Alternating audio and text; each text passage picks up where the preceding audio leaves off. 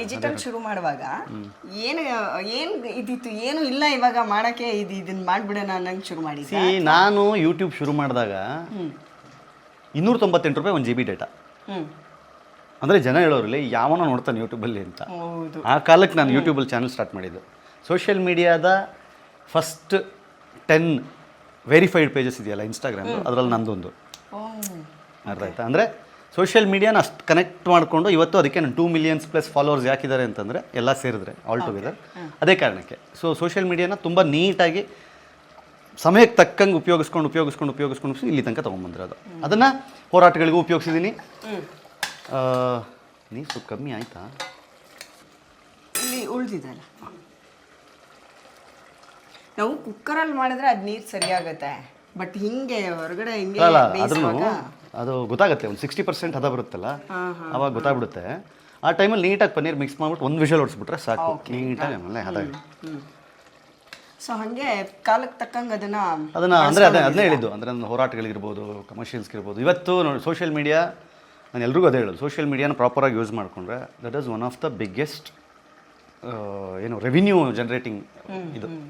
ಅಂದರೆ ಒಂದು YouTube revenues ಇರ್ಬೋದು ಅಥವಾ ಸೋಷಿಯಲ್ ಮೀಡಿಯಾ ರೆವಿನ್ಯೂಸ್ ಇರ್ಬೋದು. At the same time commercials, ಬೇರೆ ಬೇರೆ ಬ್ರ್ಯಾಂಡ್ಗಳು ಬರ್ತಾರೆ, ನಮಗೆ ಇದನ್ನು ಪ್ರಮೋಟ್ ಮಾಡಿಕೊಡಿ, ಇದನ್ನು ಮಾಡಿಕೊಡಿ ಅಂತ. ಸೊ ನಾನು ಹೇಳೋದು ಇವತ್ತಿನ ಜನರೇಷನ್ನು ಏನಿಲ್ಲ, ನೀನು ಕೆಲಸಕ್ಕೆ ಹೋಗಿಲ್ಲ ಅಂತಂದ್ರೂ ಮನೇಲಿದ್ದು ನೀಟಾಗಿ ನೀನು ಪ್ರಾಪರಾಗಿ ಕಾಂಟೆಂಟ್ ಕ್ರಿಯೇಟ್ ಬಗ್ಗೆ ನನಗೂ ಒಂದಷ್ಟು ಡೌಟ್ಸ್ ಇದೆ. ಅದಕ್ಕೆ ನಿಜವಾಗ್ಲೂ ಅದು ನಮ್ಗೆ ಸಾಕುತ್ತಾ? 100% ಸಾಕುತ್ತೆ, 100% ಸಾಕುತ್ತೆ. ಈಗ ನಿಮಗೆ ತುಂಬ ಬೇಗ 100K ಸಬ್ಸ್ಕ್ರೈಬರ್ಸ್ ಆಗೋಗ್ಬಿಟ್ರು ಅಂದರೆ ಅಟ್ ದ ಸೇಮ್ ಟೈಮ್ ನಿಮ್ಗೆ ರೆವಿನ್ಯೂನು ಬೇಗನೆ ಜನರೇಟ್ 100% ಆಗುತ್ತೆ.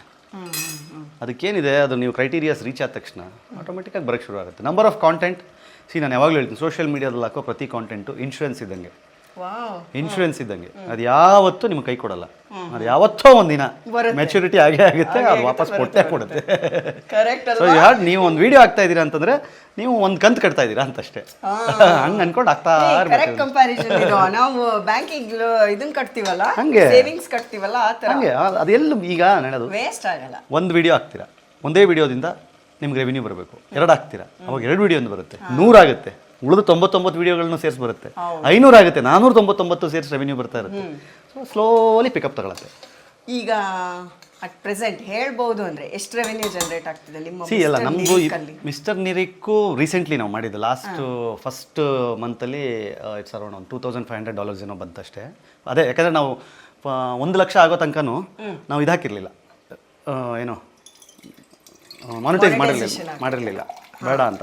ಅಂದರೆ ಆ್ಯಡ್ಸು ತೊಂದರೆ ಕೊಡಬಾರ್ದು ಅಂತ ಹೇಳಿ ಹಾಗೆ ಬಿಟ್ಟಿದ್ವಿ. ಸೊ ಆಮೇಲೆ ಫಸ್ಟ್ ಮಂತ್ ಅಷ್ಟು ಬಂತು. ಆಮೇಲೆ ನಾನಲ್ಲಿ ತರೋದು ಕಿರಿಕೀರ್ತಿ ಯೂಟ್ಯೂಬ್ ಚಾನಲಲ್ಲಿ 2016-2017 80,000 1 ಲಕ್ಷ ತಗೋತಾ ಇದ್ದೆ ನಾನು ಯೂಟ್ಯೂಬ್ ರೆವಿನ್ಯೂ. 2015-16 ಹೌದು, ಅವಾಗಲೇ 2015-16 ಯೂಟ್ಯೂಬ್ ರೆವಿನ್ಯೂ ನನಗೆ 70,000-80,000 ಬರ್ತಾ ಇತ್ತು. ಸೊ ಅದೇ ಹೇಳಿದ್ದು, ಇವಾಗ ಅಷ್ಟು CPMs ಇಲ್ಲ, ಅದೆಲ್ಲ okay. But end of the day you can make money. ಏನು ಸ್ಟ್ರಾಟಜಿ ಇರುತ್ತೆ? ದಿನ ಒಂದೊಂದು ಕಂಟೆಂಟ್ ಕೊಡಬೇಕು, ಓಕೆ ಅಲ್ಲ, ದಿನ ಒಂದೊಂದು ಕಂಟೆಂಟ್. ನಾನು ಹೇಳ್ತಾರೆ ಅದು ಸ್ಪೀಡ್ ಪ್ಲಸ್ಗೆ. ನಮ್ದ್ರಲ್ಲಿ ನಾವು ಡೈಲಿ ಕಂಟೆಂಟ್ ಮಾಡಲ್ಲ. ಡೈಲಿ ಅಂದರೆ ಯಾವಾಗ ಒಂದು ವ್ಲಾಗ್ ಮಾಡ್ಬೇಕಾ ವ್ಲಾಗ್ ಮಾಡ್ತೀವಿ, ಪಾಡ್ಕಾಸ್ಟ್ ಮಾಡ್ತೀವಿ, ಬೇರೆ ಬೇರೆ ಥರ ಕಾಂಟೆಂಟ್ ಮಾಡ್ತೀವಿ.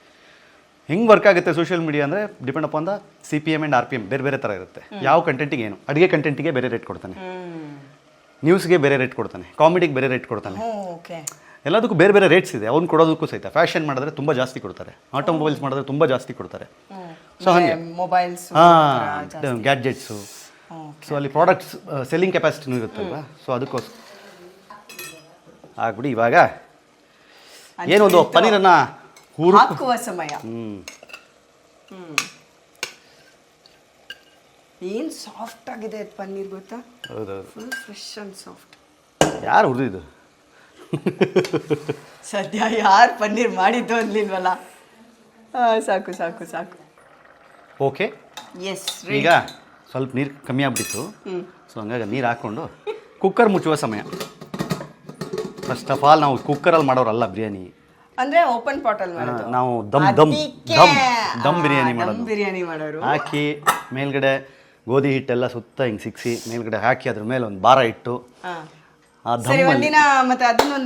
ಬಟ್ ನಾನ್ ವೆಜ್ ಸುಮ್ಮನೆ ನೋಡಕ್ಕೆ ಹಂಗೆ ಮಾಡ್ಬೇಕಷ್ಟೇ. ಆದ್ರೆ ಅವತ್ತು ಇಲ್ಲ ಹಂಗೆ ನೋಡಿ ಸುಮ್ಮನೆ ನೋಡೋಕ್ಕೆಲ್ಲ ನಾವು ವೆಜ್ ಟೇಸ್ಟ್ ಮಾಡ್ಬೇಕು. ನಮ್ಮ ಕಂಟೆಂಟು ನಾವು ಇಲ್ಲಲ್ಲ ಅಲ್ಲಿ ಅಲ್ಲಲ್ಲ ಇಲ್ಲಿ ಆಗ್ತಾ ಇರ್ತೀವಿ. ಸೊ ಸುಮಾರು ಯೂಟ್ಯೂಬ್ ಚಾನಲ್ಸ್ ಅಲ್ಲಿ ನಮ್ಗೆ ಕರೀತಾರೆ ಡಿಜಿಟಲ್ ಅವರು, ಸರ್ ಒಂದು ಇಂಟರ್ವ್ಯೂ ಒಂದು ಇದು ಮಾಡೋಣ. ಇದು ಇಂಟರ್ವ್ಯೂ ಅಲ್ಲ ಗುರು, ರೆಸಿಪಿ. ಕರೀತಾರೆ ನಾವು ಎಲ್ಲೂ ಹೋಗಲ್ಲ, ಎಲ್ಲೂ ಹೋಗಲ್ಲ. ಯಾಕೆ ಅಂತಂದ್ರೆ ಇಲ್ಲೂ ಅದೇ ಮುಖ ಅಲ್ಲೂ ಅದೇ ಮುಖ, ಯಾಕೆ ಅದು ಇದು ಹಂಗೆ ಇದು ವಿಶ್ವವಾಣಿ. ಆದ್ರೆ ಒಂದ್ ಹೇಳ್ತೀನಿ ಕೇಳಿ, ಸುಮ್ಮನೆ ಆಮೇಲೆ ಬಟ್ರ್ ಫೋನ್ ಮಾಡಿ ಬೈಬಾರ್ದು ಅಂತ ಹೇಳಿ ನೀವು ಯೋಗರಾಜ್ ಭಟ್ರ ಹೇಳ್ತೀರಾ, ನಾವು ವಿಶ್ವೇಶ್ವರ ಭಟ್ರ ಹೇಳ್ತೀವಿ. ಅಯ್ಯೋ ಅದು ಹಂಗಲ್ಲ. ಆಕ್ಚುಲಿ ಏನ್ ಗೊತ್ತಾ, ಹಂಗಾದ್ರೆ ನೀವು ಈ ತರ ಹೇಳೋದಾದ್ರೆ ಎಲ್ಲಾ ಚಾನಲಲ್ಲೂ ಒಂದೇ ಫೇಸ್ ಸೀರಿಯಲ್ಗಳು ಬರ್ತಾ ಇರುತ್ತಪ್ಪ. ಸೀರಿಯಲ್ಗಳು ಬೇರೆ, ಸೀರಿಯಲ್ ಒಂದ್ ಹೀರೋಯಿನ್ ಒಂದ್ ಸೀರಿಯಲ್ ಇದ್ದೋಳು ಇನ್ನೊಂದಲ್ಲಿ ಆಗಲ್ಲ. ಅಲ್ಲ, ಕ್ಯಾರೆಕ್ಟರ್ಸ್ ಮಾಡ್ತಿರ್ತಾರಲ್ಲ. ಅದೇ ಹೇಳ್ತಾ ಇರೋದು. ಅದು ಹೆಂಗಾಗ್ಬಿಡುತ್ತೆ ಗೊತ್ತಾ ಜನಕ್ಕೆ, ಕೀರ್ತಿ ಇಲ್ಲೂ ಸಿಗ್ತಾನೆ, ಕೀರ್ತಿನ ಇಲ್ಲೂ ನೋಡ್ಬೋದು, ಕೀರ್ತಿ ಇಲ್ಲೂ ಬರ್ತಾನೆ. ಇದು ಇಂಟರ್ವ್ಯೂ ಅಲ್ಲ, ರೆಸಿಪಿ. ಅದಕ್ಕೆ ಕರೆದಿದ್ದು, ರೆಸಿಪಿ ಮಾಡ್ಕೊಡಿ ಅಂತ. ಯಾಕೆ ಮತ್ತೆ ಸುಮ್ಮನೆ ಮತ್ತೆ ಪಾಂಚಾಲಿ ಬೈಕೊಂಡೆಲ್ಲ ಬೆಳಗ್ಗೆ ನನಗೆ ಗೊತ್ತು ಒಂದು 3 hours. ಅಲ್ಲ ಅದು ಬಿಡಿ, ಆದಿದ್ ಬಿಡಿ. ಹಿಂಗ್ ಕಣ್ಣು ಮುಚ್ಚಿದ್ರೆ ಬೈಗುಳನ್ನೇ ಕೇಳಿಸ್ತಾ ಇತ್ತು. ನನ್ನ ಮಗ ದಡಾರ್ ಅಂತ. ಅದಕ್ಕೆ ಸುಮ್ಮನೆ. ಅಲ್ಲ ಆಕ್ಚುಲಿ ಏನ್ ಗೊತ್ತಾ, ಇಂಟರ್ವ್ಯೂಗಾಗಿದ್ರೆ ನಿಮ್ಗೆ ಹಂಗೆ ಅನ್ಸ್ಬೋದಿತ್ತು, ಎಲ್ಲ ಚಾನಲಲ್ಲೂ ಕೀರ್ತಿದ್ ಇಂಟರ್ವ್ಯೂ. ಅದಕ್ಕೆ ಫಾರ್ ಎ ಚೇಂಜ್ ನಾನು ಇವತ್ತು ಬರೀ ರೆಸಿಪಿ ಮಾಡಿಸ್ತಿದ್ದೀನಿ. ನಿಮ್ಗೆ ಏನು ಇಂಟರ್ವ್ಯೂ ಕೇಳಿದ್ರೆ ನಿಮ್ಗೆ ಹೆಲ್ಪ್ ಆಗಲಿ ಅಂತ. ಅದರಲ್ಲೂ ವೆಜ್ ರೆಸಿಪಿ ಏನೇನು ಹಾಕಿದ್ದೀನಿ ಏನೇನು ಬಿಟ್ಟಿದ್ದೀನಿ ನನಗೆ ಗೊತ್ತಿಲ್ಲ ಅದರಲ್ಲಿ. ಅಯ್ಯೋ ನನ್ಗೀಗ ಅದೇ ಅನಿಸ್ತಿದೆ, ನಾನು ಅಷ್ಟೊಂದು ಬಿಲ್ಡಪ್ ಕೊಟ್ಟಿದ್ದೀನಿ ನಳ ಮಹಾರಾಜ ಅಂತ. ಇವ್ರು ನೋಡಿದ್ರೆ ಫಸ್ಟ್ ಆಫ್ ಆಲ್ ವೆಜ್ ಅಂದ ತಕ್ಷಣ ಅವರಿಗೆ ಆಫ್ ಕರೋಜಿ.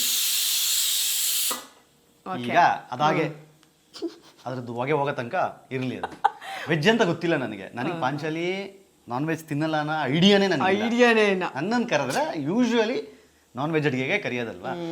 ನಾನು okay fix, anything is fine ಅಂತ ನನ್ನ ಮೆಸೇಜ್. ನಾನು ಅದಕ್ಕೆ ಹೇಳಿದೆ ಕಮ್ಯುನಿಕೇಶನ್ ತುಂಬಾ ಇಂಪಾರ್ಟೆಂಟ್. ಇಲ್ಲಿಗೆ ಬಂದು ಏನ್ ರೆಡಿ ಮಾಡ್ಕೊಂಡಿದ್ದೀರಾ ಅಂದ್ರೆ ಪನ್ನೀರ್ ತೋರಿಸಿದ್ರು ನನಗೆ, ಅರ್ಧ ಅಲ್ಲೇ ಸ್ತಂಭೀಭೂತ ಆಗ್ಬಿಟ್ಟೆ ನಾನು. ಅಯ್ಯೋ ವೆಜ್ ಮಾಡ್ಬೇಕಾ, ತಪ್ಪು ಮಾಡ್ಬಿಟ್ಟೆ ನಾನು ಜೀವನದಲ್ಲಿ. ಅದು ಏನ್ ಗೊತ್ತಾ, ಅದು ಕೈಯೇ ಓಡಲ್ಲ. ಅದು ಗೊತ್ತಾಯ್ತು ನನಗೀಗ, ಕೈಯೇ ಓಡಲ್ಲ. ಈಗ ನಿಮಗೆ ಅಸಲಿ ಆಟ ಬೇಕು ಅಂದ್ರೆ ನಾನ್ ವೆಜ್ ಮಾಡಿಸ್ಬೇಕು. ಆಮೇಲೆ ನಮ್ಮ ಅಡಿಗೆ ನೋಡಿದಿರಲ್ಲ, ಅವೆಲ್ಲ ಇಷ್ಟಿಷ್ಟು ದೊಡ್ಡ ಪಾತ್ರೆ. ನಾನು ಅಲ್ಲೇ ಬರೋಣ ಅನ್ಕೊಂಡೆ, ದೊಡ್ಡ ಪಾತ್ರೆ. ಅದ್ ನೋಡಿದ್ರೆ ಪಾತ್ರೆನೇ ಮಾರ್ಬಿಟ್ಟಿದೀನಿ ಅಂತ ಹೇಳಿದ್ರು. 7-8 ಜನ ಅಷ್ಟು ಅಮೌಂಟ್ ಅಂದ್ರೆ ಅಷ್ಟೆಲ್ಲ ಸೇರ್ಕೊಂಡು ಅಷ್ಟು ಜನಕ್ಕೆ ಮಾಡ್ತೀವಿ ನಾವು ಅಡಿಗೆ. ಅಲ್ಲಿ ನಮ್ಗೆ ಅಲ್ಲಿ ಬಂದ್ಬಿಟ್ಟು ಇಲ್ಲಿ ಒಂದ್ ಕಪ್ ಅಕ್ಕಿ ಮಾಡಿ ಅಂದ್ರೆ ಅಂತ ಹೇಳಿದ್ರೆ. ನಮ್ಮ ಮನೇಲಿ ಹೆಂಗ್ ಗೊತ್ತಾ, ಈಗ ಭಾನುವಾರ ಬಂದ್ರು ನಮ್ಮ ಮನೇಲಿ 15 ಜನ ಇರ್ತಾರೆ. ನನ್ನ ತಂಗಿ ಮಕ್ಕಳು, ತಮ್ಮನ ಮಕ್ಕಳು ಎಲ್ಲ ಭಾನುವಾರ ಬಂದ್ರೆ ಎಲ್ಲ ಇರ್ತೀವಿ. ಬೆಳಗ್ಗೆ ಎದ್ದು ಹೇಳಿದ್ನಲ್ಲ, ಬೆಳಗ್ಗೆ ಎದ್ದು ಕಾಲು ಸೊಪ್ಪಿಂದ ಸ್ಟಾರ್ಟ್ ಆದರೆ, ಬೆಳಗ್ಗೆ ದೋಸೆ ಚಿಕನಿಂದ ಸ್ಟಾರ್ಟ್ ಆದರೆ, ಮಧ್ಯಾಹ್ನ ಬಿರಿಯಾನಿ, ಫುಲ್ ಡೇ ಅಡುಗೆ ಹಂಗೆ ಇರುತ್ತೆ. ನಮ್ಗೆ ಕುಕ್ಕರಲ್ಲಿ ಮಾಡಿದ್ರೆ ಅದು ಯಾವೊಂದು ಸಾಲದೂ ಇಲ್ಲ. ನಾವು ಅದಕ್ಕೆ ಅಲ್ಲೂ ದೊಡ್ಡ ಪಾತ್ರೆ ಇಟ್ಕೊಂಡು ನೀಟಾಗಿ ದಮ್ ಕಟ್ಟಿಸಿ ಒಂದು ಕೆಲಸ ಮಾಡೋಣ ನಾವೆಲ್ಲ. ಇದೊಂದು ಆನ್ಲೈನ್ ಕಮಿಟ್ಮೆಂಟು, ನಿಮ್ಮ ಮನೆಗೆ ಬಂದ್ಬಿಟ್ಟು ಅಲ್ಲೇ ಶೂಟ್ ಮಾಡ್ತೀವಿ. ಒಂದು 15 ಜನಕ್ಕೆ ಮಾಡಿ. ನಮ್ಗೆ ಏನು ಅದೊಂದೇ ಕ್ಯಾಟ್ರಿಂಗ್ ಒಂದು ಮಾಡಿಲ್ಲ ನನ್ನ ಲೈಫಲ್ಲಿ. 15 ಕ್ಯಾಟ್ರಿಂಗ್ ಒಂದು ಮಾಡಿಲ್ಲ ನನ್ನ ಲೈಫಲ್ಲಿ. ಅದನ್ನು ಒಂದು ಮಾಡಿಸ್ಬಿಡಾರ. ಇಲ್ಲ ಅದು ಇದು ಆನ್ಲೈನ್ ಕಮಿಟ್ಮೆಂಟ್. ಇಲ್ಲ ನಾನು ಅದೇ ನೆಕ್ಸ್ಟ್ ಪ್ಲಾನ್ ಮಾಡಿದ್ದೀನಿ. ನಿಮ್ಮ ಮನೆಗೆ ಬಂದು ನಾನು ನಿಮ್ಗೆ ಅಡುಗೆ ಮಾಡ್ಕೊಡ್ಬೇಕೆ, ನಾನು ಬರ್ತೀನಿ.